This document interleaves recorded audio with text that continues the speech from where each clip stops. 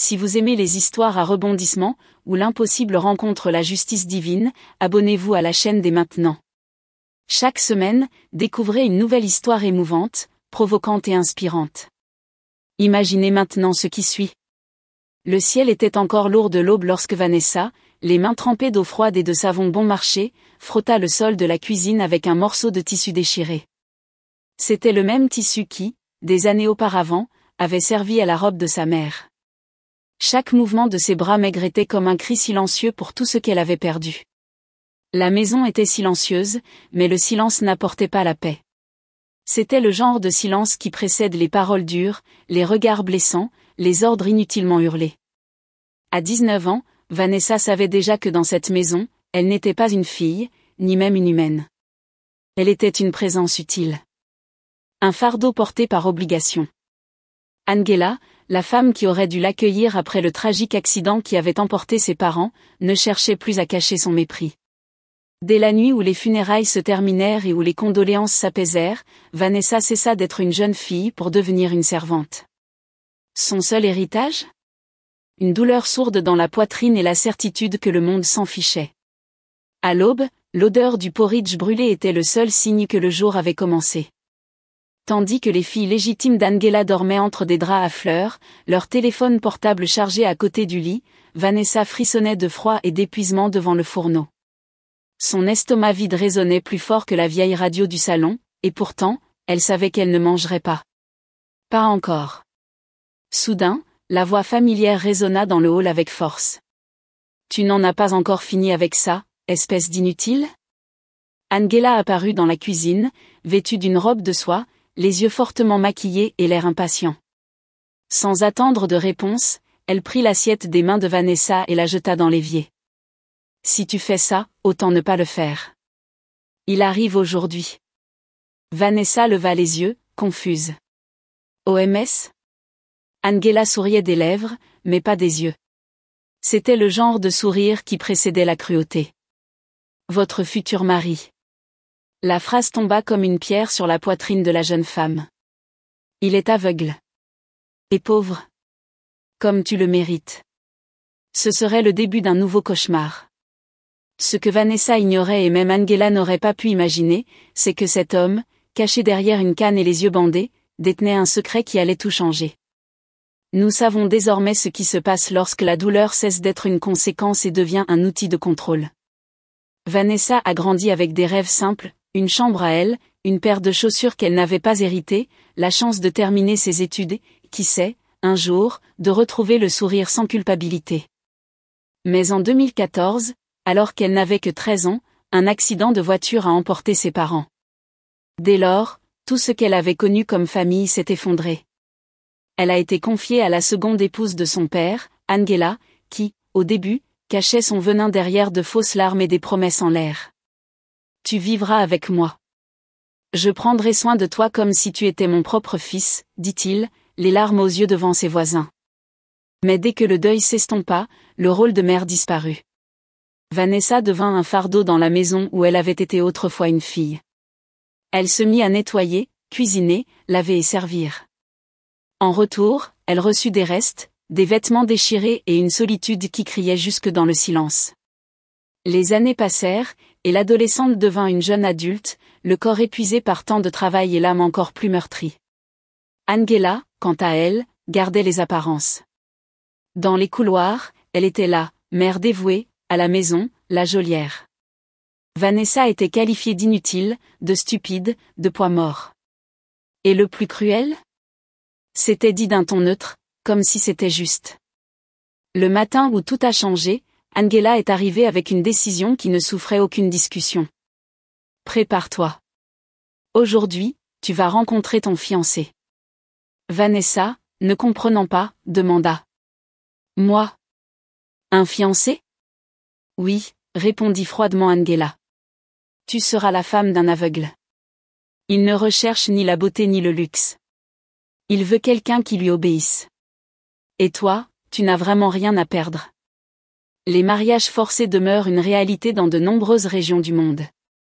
Selon les données de l'UNICEF publiées en 2023, plus de 650 millions de femmes en vie aujourd'hui ont été mariées dans leur enfance. Bien que l'histoire de Vanessa se déroule dans un contexte urbain contemporain, elle porte la même charge symbolique, le mariage comme punition, comme outil de contrôle, comme condamnation. Elle essaya de discuter, expliquant qu'elle voulait encore étudier, qu'elle n'était pas prête. Mais sa voix fut couverte par le mépris de sa belle-mère. « Tu manges ma nourriture, tu dors sous mon toit, tu portes mes vêtements », cria Angela. « Maintenant, tu te maries. » Point final. Vanessa n'avait aucune chance de refuser. La cérémonie aurait lieu le lendemain, sans fleurs, sans invités, sans musique. La robe ? Une tenue de seconde main, cousue à la hâte. Le lieu ? Le salon étouffant de la maison même où elle avait été humiliée pendant des années. Et le marié, cet homme mystérieux, ne prononça pas un mot au-delà de l'essentiel. Il s'appelait Amecha. Lors de cette brève rencontre avant la cérémonie, Vanessa observa attentivement l'étranger. Il avait la trentaine, le visage serein, des lunettes de soleil dissimulant ses yeux et une canne blanche à la main. Il ne semblait pas hostile, mais il n'y avait aucune amabilité non plus. Juste, de la présence. « Je ne recherche ni la beauté ni le prestige », dit-il calmement. « Je veux juste quelqu'un qui voit au-delà de mon handicap. » Angela n'a pas perdu de temps et a répondu. « Celle-là n'a vraiment rien. Elle aura tout le temps du monde pour s'occuper de toi. » Vanessa regarda dans les yeux cachés d'Amecha, même si elle était pleine de peur, osa parler. « Je ne te connais pas. Je ne veux pas être forcée à faire quelque chose que je n'ai pas choisi. » Elle avait à peine terminé sa phrase qu'Angela la repoussa, gênée et furieuse. Elle ne supportait aucune résistance, surtout de la part de quelqu'un qu'elle considérait comme inférieur à elle. Ce que Vanessa ignorait et que le spectateur n'a peut-être pas encore compris, c'est que cet homme, le « pauvre aveugle », n'était pas du tout comme on le disait. Sa présence silencieuse cachait un plan. Un but. Quelque chose qui allait au-delà du simple mariage. La nuit précédant le mariage, Vanessa ne dormit pas assise près de la fenêtre, les yeux pleins de larmes, elle ne pensait pas à son mari inconnu, mais à la vie qui lui échappait à nouveau. L'école, les livres, la possibilité de prendre ses propres décisions, tout semblait enfoui. Mais il y avait quelque chose d'étrange. Malgré tout ce qu'elle ressentait, un calme inexplicable s'installait au plus profond de sa poitrine. Comme si, pour la première fois, quelque chose allait échapper au contrôle d'Angela. Comme si, quelque chose était trop mal pour être réel. Demain serait le jour du mariage. Mais ce serait aussi le début de la fin du mensonge que tout le monde vivait. Le jour se leva, incolore. Des nuages couvraient le ciel, comme si quelque chose d'inhabituel était sur le point de se produire. Pour Vanessa, c'était la fin d'une histoire qu'elle n'avait jamais commencé à écrire. Le mariage fut rapide, presque mécanique. Pas de fleurs dans l'allée, pas d'accolade sincère, pas de « félicitations ». Angela, pressée, vérifia simplement l'enveloppe contenant le paiement de la cérémonie et sourit aux factures qui libéraient enfin sa maison du poids qu'elle portait depuis des années. Vêtue d'une tenue simple et délavée, fut conduite dans une voiture noire aux vitres teintées. Pas un mot, pas une larme. Quelque chose dans l'atmosphère empêchait toute réaction. Mais c'est à l'intérieur de ce véhicule que la réalité commença à s'infiltrer entre les mailles du filet de cette mise en scène. La climatisation exhalait un parfum délicat, les coutures des sièges en cuir semblaient cousus main et les détails du tableau de bord brillaient comme ceux d'une voiture de luxe. Tout était trop raffiné pour un homme pauvre et aveugle. Peu à peu, le récit d'Angela commença à s'effondrer. L'idée que Vanessa soit abandonnée, jetée dans les bras d'un malheureux ne tenait plus la route. Voici le premier concept essentiel, une perception de la vérité construite par des tiers. Angela a imposé à Vanessa une identité, celle du poids, du fardeau, de l'incapacité que la jeune femme a été forcée d'accepter. Mais la réalité n'a jamais été fondée sur ce qu'Angela disait, mais plutôt sur ce qu'elle avait soigneusement caché. En traversant les quartiers les plus huppés de la ville, Vanessa contemplait par les fenêtres des demeures aux murs hauts, des gardes à l'entrée et des jardins immaculés.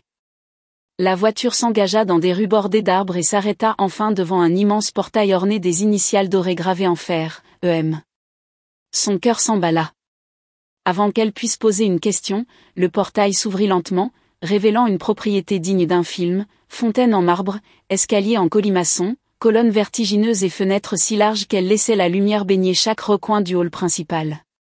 Vanessa était sans voix. C'est ici que tu vivras, dit Amécha, pour la première fois d'un ton plus doux. Elle sortit de la voiture d'un pas hésitant. Elle ne comprenait pas. Comment un homme aveugle et simple pouvait-il vivre là? Pourquoi Angela n'avait-elle jamais rien dit de tout cela? Qui était-il vraiment? Et c'est à ce moment-là qu'un nouveau concept crucial est entré en scène, celui d'identité symbolique et d'inversion de statut. Toute sa vie, Vanessa avait été traitée comme invisible. Désormais, dans une maison aussi luxueuse, c'était elle qui imposait le respect. La servante du manoir pencha la tête et dit: « Bienvenue, Madame Maduka. » Le nom sonnait étrange. Fort. Presque irréel. Vanessa traversa la pièce décorée de cristaux, de tapis importés et d'œuvres d'art originales, incapable de comprendre comment elle était passée de la cuisine d'Angela à un palais. Arrivé au dernier étage, il vit enfin quelque chose qui lui coupa le souffle, une lettre sur le lit. Du papier épais, des lettres dorées. Invitation officielle. Dîner d'ouverture du Muka Estate, résidence d'Amécha Maduka et de son épouse, Vanessa Maduka. L'image au bas de l'invitation la représentait, souriante, dans une robe vert émeraude, à côté d'Amécha, maintenant sans lunettes de soleil, montrant des yeux intenses et vifs. Vanessa s'effondra dans le fauteuil le plus proche. Qu'est-ce que ça voulait dire? La réponse viendrait lentement, mais la première étincelle était déjà allumée. L'homme qu'elle avait été forcée d'épouser n'était pas un aveugle perdu, mais un millionnaire qui cachait son pouvoir avec un seul objectif, voir la valeur des gens au-delà des apparences. Cette révélation n'était pas seulement destinée à créer un moment de surprise, mais elle portait une signification plus profonde, une critique du jugement superficiel, de la façon dont beaucoup attribuent de la valeur aux gens en fonction de leurs vêtements, de leurs biens ou de leur apparence. La situation de Vanessa montre comment la société, comme Angela, choisit souvent qui mérite la dignité en fonction de stéréotypes et non de l'essence. Mais la vérité, comme la lumière dans cette salle, ne pouvait plus être cachée. Et ceux qui avaient passé leur vie invisible commençaient maintenant à être vus avec des yeux libres de masques. Le temps s'écoulait lentement dans ce lieu où le silence n'était plus synonyme de peur. Vanessa parcourait désormais des couloirs baignés de lumière naturelle, vêtue de vêtements qu'elle n'aurait jamais imaginé porter, assise à une table avec des couverts en argent, mais sans oublier qui elle était. Sa présence dans ce manoir n'était pas une coïncidence. Elle était méritée, même si cela semblait encore difficile à croire. Dans le reflet des miroirs, elle voyait une femme plus forte, non pas à cause du luxe, mais à cause des cicatrices qu'elle portait. Pendant des semaines, Vanessa évita de penser au passé. Mais plus la vie lui souriait, plus son cœur aspirait à mettre fin au vieux cycle. Elle savait qu'elle ne pourrait pas avancer en pétant que la douleur resterait cachée quelque part dans sa poitrine. Puis, un samedi matin, une voiture noire s'arrêta devant le portail de la maison où elle avait été tant humiliée. Angela, surprise par le son du klaxon, jeta un coup d'œil à travers le rideau et eut du mal à y croire. C'était Vanessa. Mais pas la même. Elle s'habillait avec une élégance discrète, portait un sac simple et ses yeux ne contenaient aucune haine. Angela ouvrit la porte avec méfiance. « Pourquoi es-tu ici ?» demanda-t-il en essayant de cacher son embarras. Vanessa prit une profonde inspiration avant de répondre. « Je suis venue parce que j'avais besoin de tourner la page. Pas pour me venger. Mais parce que je ne veux pas que ce que tu m'as fait définisse qui je suis. » Angela ne savait pas quoi dire. Pour la première fois, elle perdait le contrôle. Vanessa a continué. « Je n'oublierai jamais ce que j'ai vécu dans cette maison. Les nuits de faim, les punitions inutiles, les mots qui me faisaient sentir inférieure. Mais malgré tout, je ne suis pas venue pour te punir. Je suis venue pour te pardonner. » Le mot résonna comme un tonnerre étouffé dans cette pièce. Voici un concept puissant, le pardon, non pas comme oubli, mais comme libération. Contrairement à ce que beaucoup pensent, pardonner ne signifie pas accepter la douleur, ni donner raison à celui qui l'a causée. Cela signifie se libérer de la chaîne qui maintient le passé omniprésent. Vanessa le savait. Elle ne pouvait pas changer ce qu'elle avait vécu, mais elle pouvait décider quoi en faire à partir de maintenant. Et elle choisit de ne pas garder rancune. Angela s'affala sur le canapé, les yeux pleins de larmes. Elle était sans défense. Tout ce qu'elle avait nié était désormais de notoriété publique. Les voisins étaient au courant. Ses filles la tenaient pour responsable. Son « autorité » s'était effondrée comme du sable sous la vague de vérité. Vanessa tendit une enveloppe. À l'intérieur se trouvait suffisamment d'argent pour permettre à Angela de redresser la petite boutique de cosmétiques au bord de la faillite. « Ce n'est pas grand-chose, dit-elle, mais peut-être que ça t'aidera à prendre un nouveau départ. Et qui sait, à mieux traiter ceux que tu croises. » Angela la regardait en silence, sans la force de réagir. Et voici le deuxième concept thématique important, l'une des injustices émotionnelles. Parce que parfois, la justice ne consiste pas à voir quelqu'un d'autre souffrir ce que l'on a subi. C'est se voir en paix tandis que l'autre porte le poids de ses propres choix. De retour chez elle, Vanessa trouva Amecha qui l'attendait sur le porche. Il lui sourit, et elle lui rendit son sourire. Rien n'était nécessaire. Ils savaient tous deux qu'il y avait là quelque chose de plus fort que le romantisme, il y avait respect, dignité et rédemption. Plus tard dans la soirée, elle lui dit. Je pensais que le pardon était impossible. Mais maintenant je comprends. Le pardon est le moyen le plus discret de gagner. Il la serra doucement dans ses bras. Et aussi le plus rare. Vanessa, qui avait longtemps cru ne même pas mériter d'affection, vivait désormais dans une maison où on l'appelait par son nom avec tendresse. Où elle pouvait manger sans se presser, dormir sans crainte et rêver sans demander la permission. La jeune fille, autrefois réduite aux corvées et aux cris, marchait désormais avec légèreté. Non pas parce que le monde avait changé, mais parce qu'elle refusait de laisser la haine façonner ce qu'elle deviendrait. Et ainsi, l'histoire ne se termine pas avec un château où ils vécurent heureux pour toujours, mais avec un cœur en paix, ce qui est le type de victoire le plus profond que l'on puisse atteindre. Parfois, les chemins les plus difficiles ne sont pas ceux semés d'épines, mais ceux que personne ne voit. Ce sont les chemins silencieux de l'âme, où la douleur ne s'exprime pas à voix haute, mais se ressent dans chaque petit geste, dans une assiette vide, dans un nom crié avec mépris, dans un rêve englouti par la peur. Vanessa a parcouru exactement ce genre de chemin. Elle ne se distinguait pas par ses cris, ses exigences ou sa rébellion. Sa résistance était discrète, presque imperceptible, comme la brise qui persiste à souffler même lorsque le monde semble s'écrouler. Et c'est peut-être pour cela que sa victoire fut si puissante. Parce qu'elle n'a pas gagné par la force, mais par l'essence.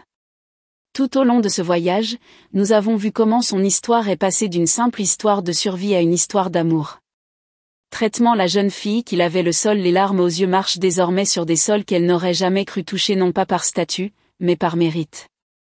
Car le véritable luxe ne se trouve pas dans les murs de marbre, mais dans la liberté d'être respecté, de pouvoir dire « non » sans crainte, d'être entendu sans crier.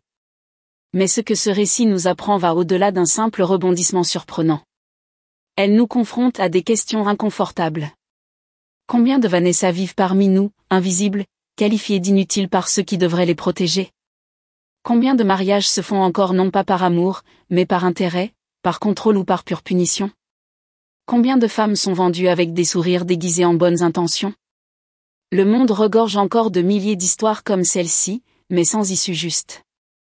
Selon ONU Femmes, une fille sur 5 dans le monde est mariée avant 18 ans. Dans de nombreux cas, comme celui de Vanessa, le mariage est utilisé comme un moyen de résoudre un problème social, une bouche de moins à nourrir, une honte à cacher, un fardeau transféré. Mais l'histoire que vous venez de lire nous montre que toutes les douleurs ne se terminent pas en ruine. Au contraire, il y a des moments où la douleur elle-même devient le pont vers quelque chose de plus grand. Le choix d'Amecha, l'homme qui prétendait être aveugle pour voir les intentions du monde, revêt également une forte portée symbolique. Il utilisait ce déguisement non pas comme une forme de tromperie, mais comme une protection. Après avoir été trahi par le passé, il créa un test pour distinguer le superficiel du vrai. En rencontrant Vanessa, il trouva quelqu'un qui ne se souciait pas du statut, mais de la présence, du respect et de l'essence. Il est curieux de penser que la vérité se cache dans des endroits improbables. Dans le silence de la douleur. Dans l'humilité de la présence. Dans l'attention portée aux plus petits. Et il est également frappant de constater que les mensonges, aussi bien construits soient-ils, s'effondrent toujours face à la vérité vécue. Angela croyait détruire la vie de Vanessa en la forçant à épouser un homme démuni. Au fond d'elle-même, elle voulait punir, se débarrasser, effacer cette fille qui n'avait jamais été vraiment à elle. Mais c'est précisément cet acte qui l'a placé devant le miroir le plus cruel, celui de sa propre médiocrité. La justice n'est venue ni de la police, ni des lois du pays. Elle est venue sous la forme du silence. Elle est venue dans la honte publique. Dans le mépris des filles.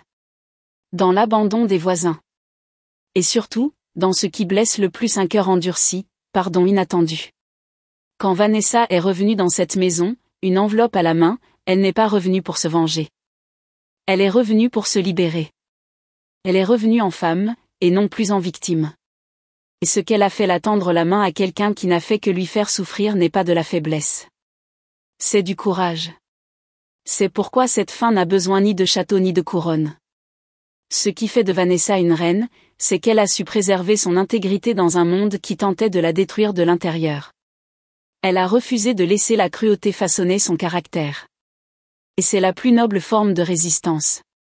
Maintenant, assise sur la terrasse de sa nouvelle maison, les pieds nus sur le sol froid, Vanessa contemple le jardin fleuri qui a poussé devant elle. Elle ne pense plus à Angela, ni aux années perdues. Elle pense aux livres qu'elle relira. À l'université qu'elle veut commencer. À toutes les filles qui vivent encore comme elle et qui, peut-être, à travers son histoire, trouveront une lueur d'espoir. Parce que chaque vie, même brisée, peut être reconstruite. Chaque douleur, même ancienne, est porteuse d'enseignement. Et chaque cicatrice, même cachée, peut devenir un symbole de renaissance. Alors, si vous avez été ému par cette histoire, partagez-la avec quelqu'un qui a besoin de croire à nouveau au pouvoir de sa propre lumière. Si vous n'êtes pas encore abonné, c'est le moment. Chaque semaine, nous donnons la parole à des histoires que le monde ignore souvent, mais qui méritent d'être entendues. Commentez ci-dessous, quelle partie de ce voyage a le plus touché votre cœur? Et rappelez-vous, personne ne peut voler la grandeur d'une âme qui décide de s'épanouir, même après avoir été ensevelie dans la douleur. On se retrouve dans la prochaine histoire.